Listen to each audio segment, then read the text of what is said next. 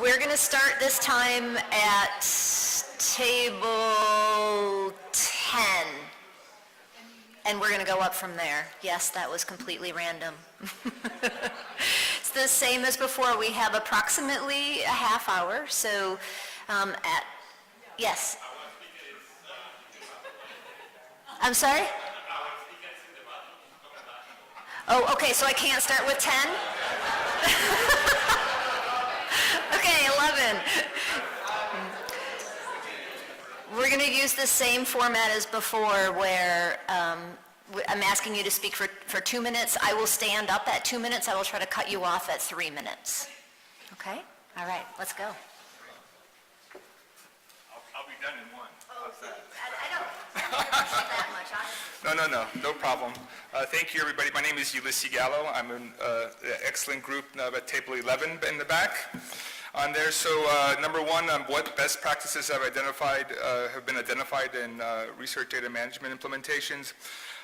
We talked about DOIs and persistent identifiers as a starting point for discovery.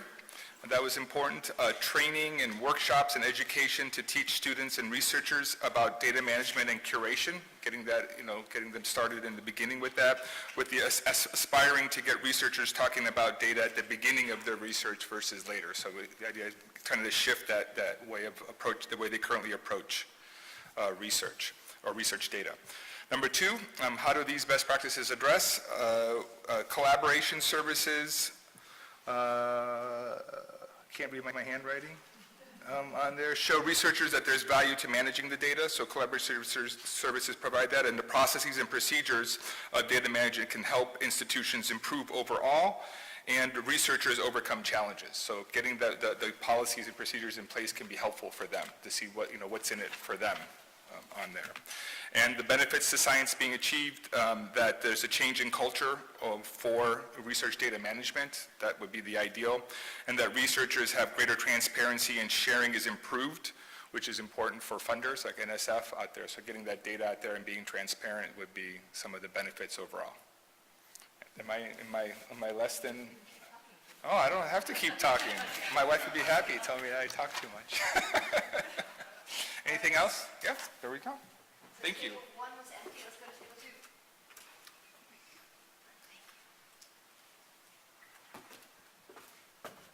2. I'm Jenny Thorson again from the University of Nebraska at table 2. So in many areas we talked about how we currently have practices, but maybe not best practices yet, but we're getting there. We talked about 3 areas of best practice: collaboration and specialization. I know you'll be very surprised to hear that collaboration is really important. We're talking about working together on campus and across campus, and using the different strengths of different entities. So both Boston University and Southern University, they talked about getting different groups together and thinking about discipline-specific curators, making sure you have that sort of expertise when you're working with the different kinds of data. The challenges that this will meet is having better metadata, the data will be easier to reuse, and if you're collaborating, hopefully you're able to keep some costs down. We also talked about usability and value added for all of these different systems, so making sure that we're getting feedback from users so that we're actually building systems that are useful to them and that they actually need, and reduce that mismatch between the built systems and the actual need. And then that meets the challenges of adoptability and making sure that they're actually thinking about the data management throughout the research life cycle, so they're using the systems that are being created. And finally, we talked about portability of metadata and file formats, and making sure that we have exit strategies, so if we do need to move to new systems, we're able to port this data and the metadata as well, and having document specifications, et cetera, so that we can continue to reuse in the future. Of course, this is good for longevity and reproducibility. Some unmet challenges we kind of talked about. Money is important, and research isn't always simple. It can be kind of complex, and it can be hard to meet the different unique needs. And we also had to figure out how to stitch all of these current tools together. Infrastructure is the bridges, as somebody at our table said, between the systems. It's not the systems themselves. And then for benefits of research data management to science, quality control and validation, greater accessibility, and scientists are asking different and new questions as well. That was table 2. Table 3, this is what I report out.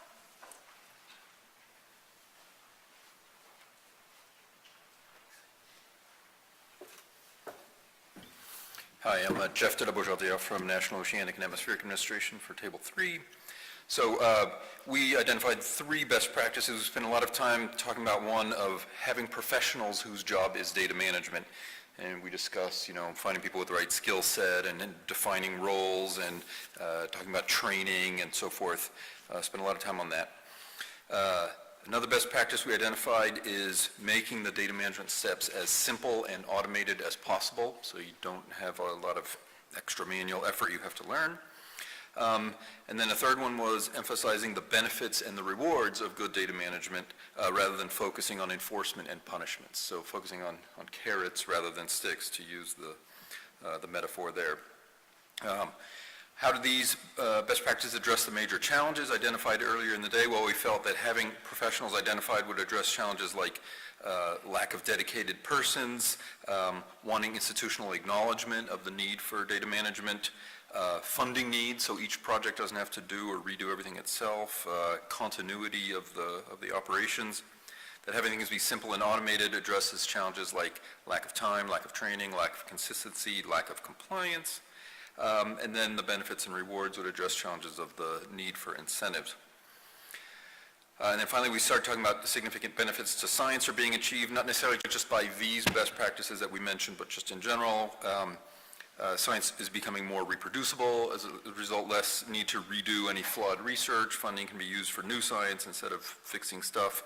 Data are of higher quality and more reusable when you do the right thing.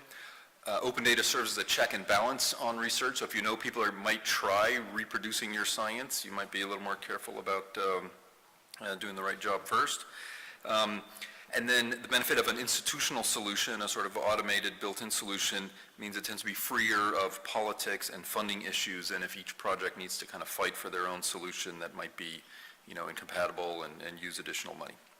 So, thank you.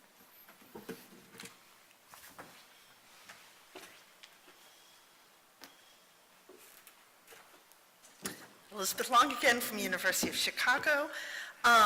So we started off talking about interoperability, modularization, and standards. So in particular, ICPSR was talking about the things that, I think got covered somewhat in the session that he represented, but really talking about how they have really built things in a way that let them reuse modules that they've built for one archive, for another, and so that being one best practice. And then we got into questions of centralization and coordination on campus, and so several different members there talked about the way in which they either were already centralized or in one case had actually created a project where they actually, we talked about the advantage of having their campus administration, kind of involved in charging them to work between several different IT structures within the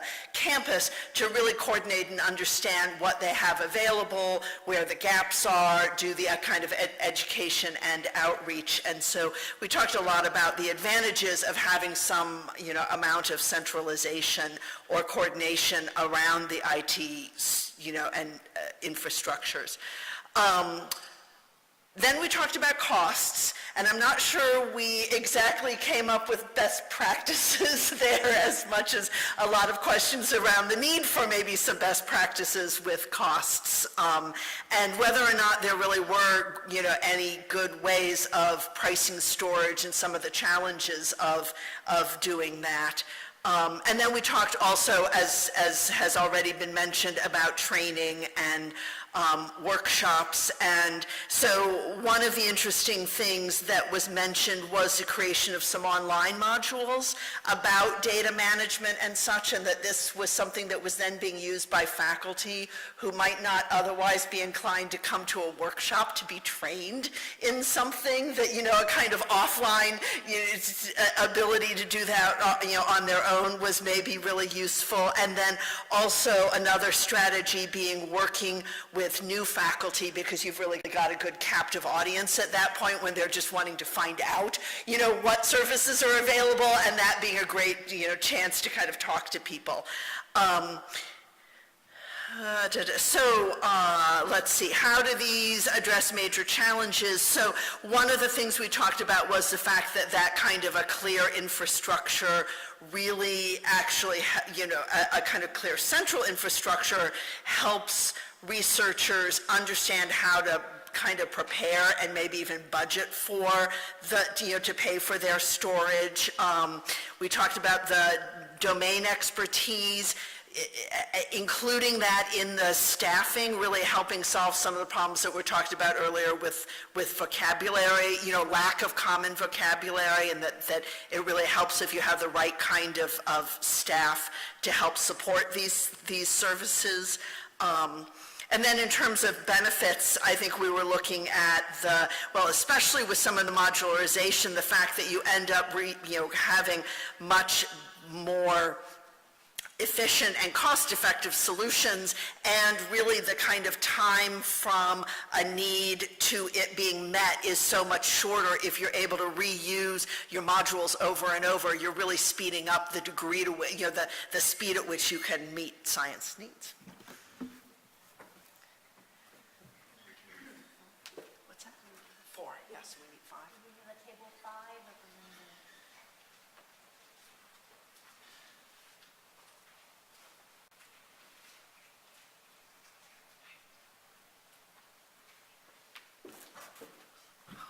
Hi, everyone.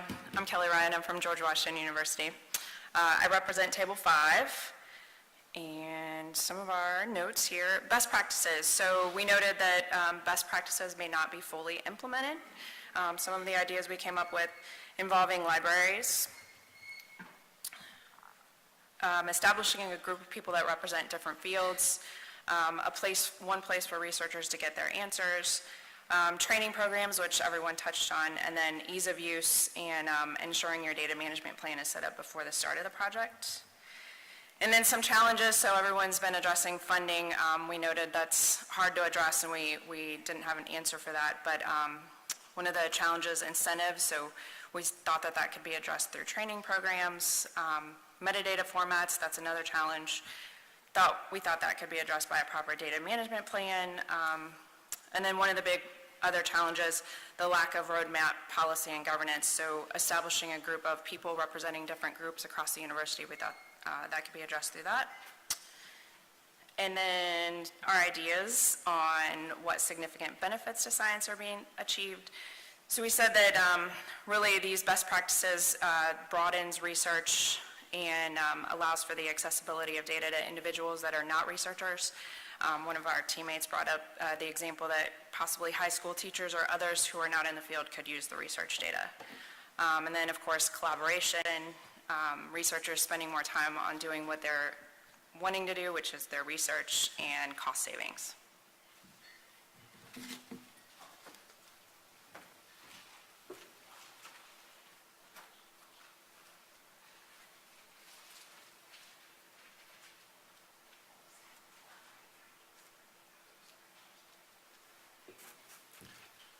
Hi, I'm Dave Kohler from Deepen and representing Table 6. So we were a very heavy IT group, and a lot of our answers kind of focused on that.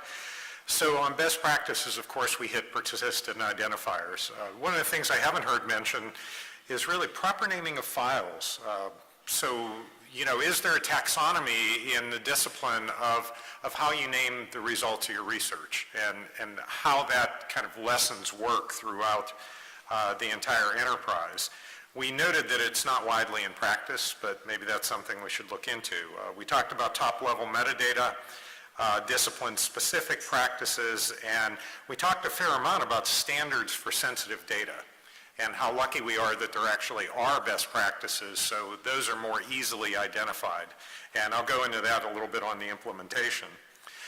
We also talked about content authenticity and recoverability. So how many copies do you keep, what kind of metadata, and how important checksums are, especially if you have distributed data. How do these best practices address the major challenges? Well, for persistent identifiers, of course, and it helps to enable citation, which is near and dear to everyone. The proper naming of the files is a very local practice, and we didn't identify an actual implementation of that. The discipline-specific practices, we thought, if they're implemented, really enhance reproducibility of that data and the results thereof. Standards for sensitive data. So this was near and dear to us. We had wonderful things that are like NIST 800-53 and 800-171, which luckily are system-level implementations. So if your IT support is implementing these at the system level, that's one less thing for the research group to have to think about. And then content authenticity and recoverability. So making sure that you keep those checksums in some type of immutable storage or separate, and identifying data corruption throughout the research process and trying to replace those data sets or go through that research again. And significant benefits, we pushed back a little bit about on this and said, well, perhaps that the significant benefits are only seen in retrospect. So some of these things that we implement and we start to push forward and become accepted practice, maybe a generation or a few years down the line are seen as significant, but maybe not so much now. We also focused on a systems thinking approach instead of implementing the best practices doggedly, and really thinking about end goals and how that lessens the burden on the researcher in how they implement best practices. Thanks.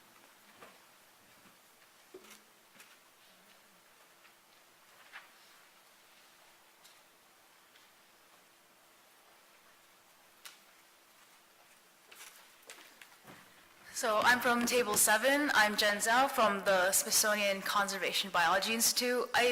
My title is Ecological Data Manager, but what that really means is talking to the researchers and then making sure the developers know that, okay, they don't really want that really hard version of the software they're actually requesting. They want something easier that you can actually do, and it'll help them. So, so the main points, like, I really like to think about other people involved in research data management, and one of the best practices we kind of thought of was teaching students from the beginning about research data management. There was a psychology professor, one of the people at my table were talking about, that had all their students record activities in a local Git instance. So what they're planning on doing, what they actually did, all the code, and any questions they had for the professor. And that just kind of gives them appreciation of, like recording and just like looking back, maybe you misunderstood something about how you were going to go about your daily activities in the statistical analysis you were planning on doing. And another one was, for the IT people, supporting as many modalities and interfaces as possible. Command line for the developers who are like, I really want to know how this works. I'm going to go ahead and like mess with this, versus the researchers who want a browser-based like graphics who are like, okay, I just want you to give me things at face value. Give me like, okay, I'm going to do this, make it as easy for me as possible. But for all of those interfaces, make the clients like written in Python and Java, and all the researchers have to do is understand it, and they don't have to do any like minimal effort on their part.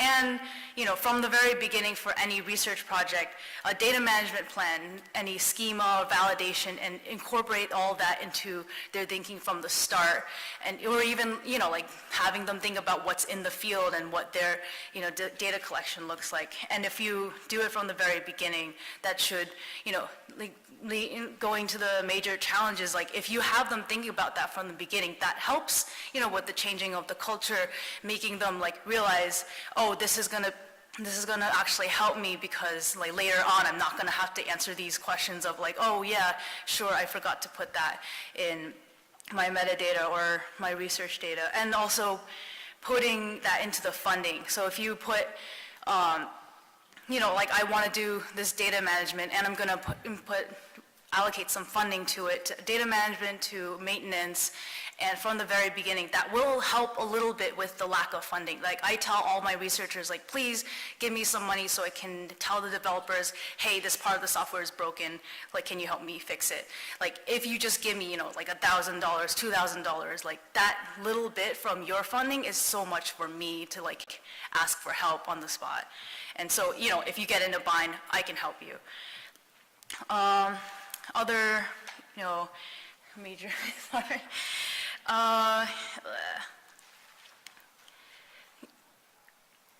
And then significant benefits to science, like help new players join with the appreciation of research data management. FAIR protocol allows the democratization of science. Anyone has access to data, including citizen scientists, STEM educators, and science competitions. And with more research on we also have more research on latent data, like one person's junk data could be someone else's treasure, and open data breaks down data silos. I believe table 8 was vacant, so table 9 was, that was what in the past, table 9.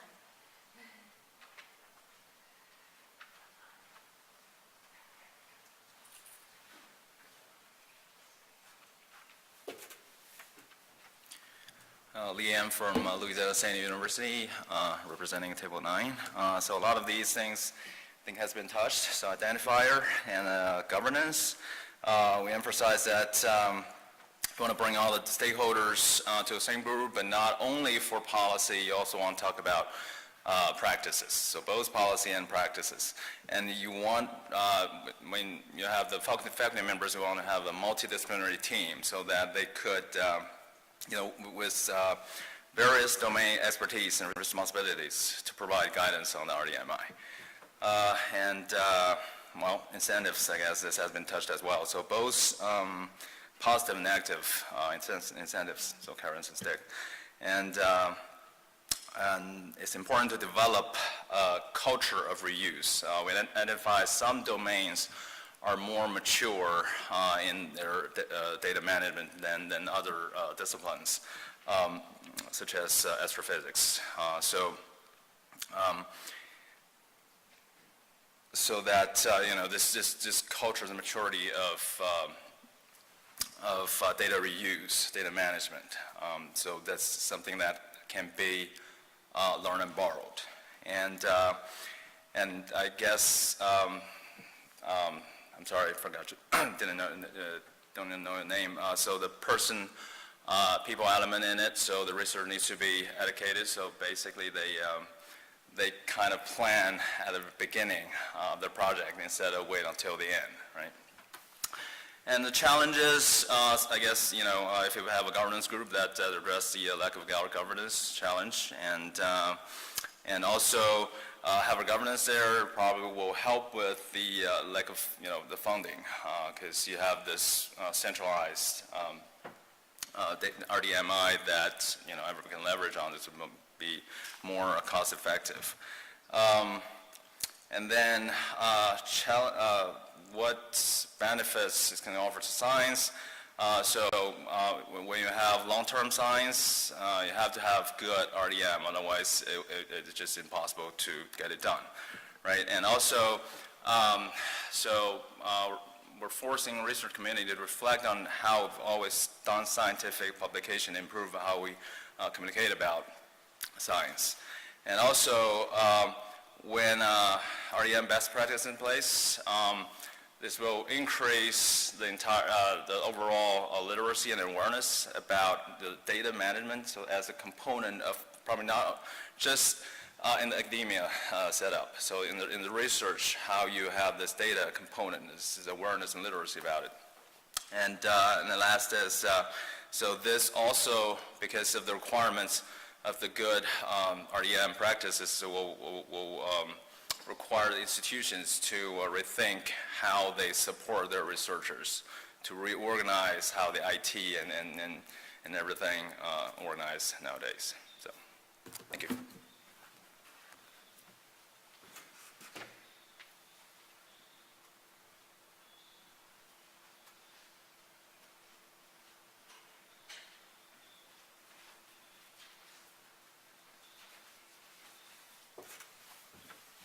Hi, I'm Stefan Kramer from American University Library, here to summarize the extremely spirited discussion at Table 10.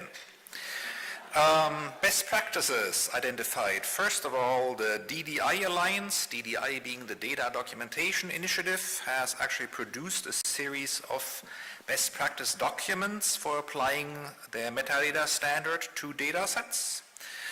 Then DataCite, the DataCite Consortium, has developed a metadata schema that is required to assign DOIs to data sets.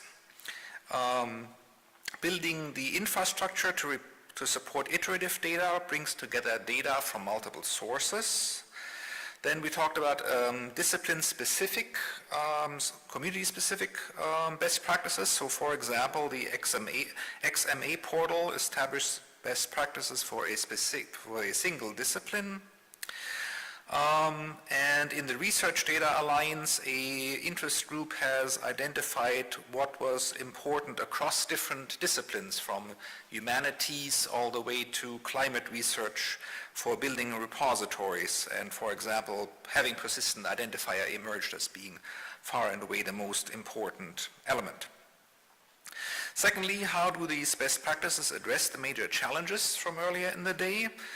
Back to the Data Documentation Initiative Alliance, they actually addressed governance issues of applying metadata to research data sets.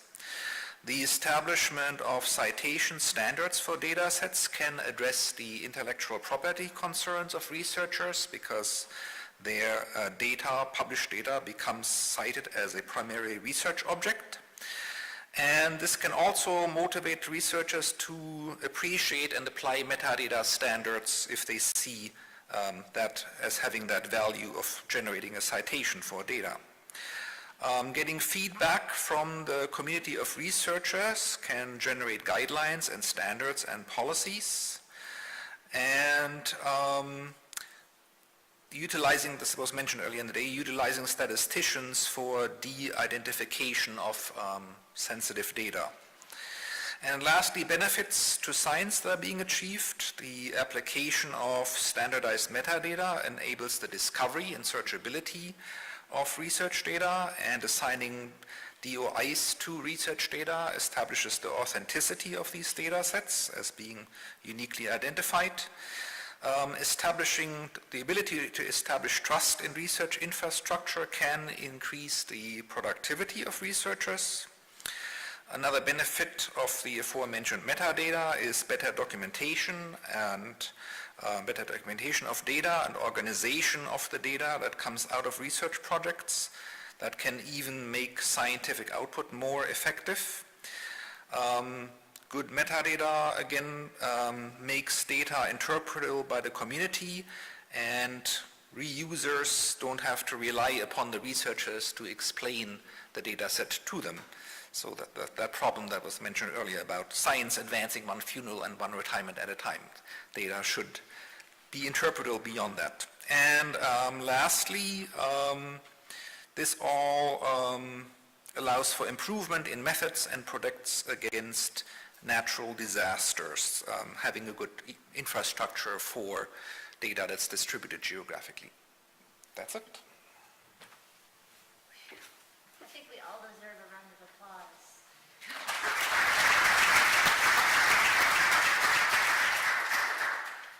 Thank you all. We realize, as we discussed a little bit at lunch, the planning committee, that this was a long day. So thank you all for sticking through the whole thing. I'm really looking forward to tomorrow again, where we have a panel with the funding agencies as well as one more breakout session, and then some time to talk. So I do want to apologize. I know we had some fantastic panels today, and we perhaps didn't have as many questions as we might have wanted, but we're in luck. There's a half-hour cocktail hour as well as a dinner where we all get to see each other and continue these conversations. The cocktail hour starts at 6:30, so you have a few minutes to stretch your legs and thaw out outside. On the agenda, the cocktail hour is in D and E, and to the best of my knowledge, it is still there. If you go there and there's no one there, try A and B. We will start again, if you are on your way out, we will start again at 8. I'm getting a signal. It is going to be in the same place where we ate lunch for the cocktails and dinner. So we will start again in the morning if you are on your way out at 8 a.m. So thank you. Anything else that I need to say, Ben? Ben, Raleigh? Okay. Thank you all.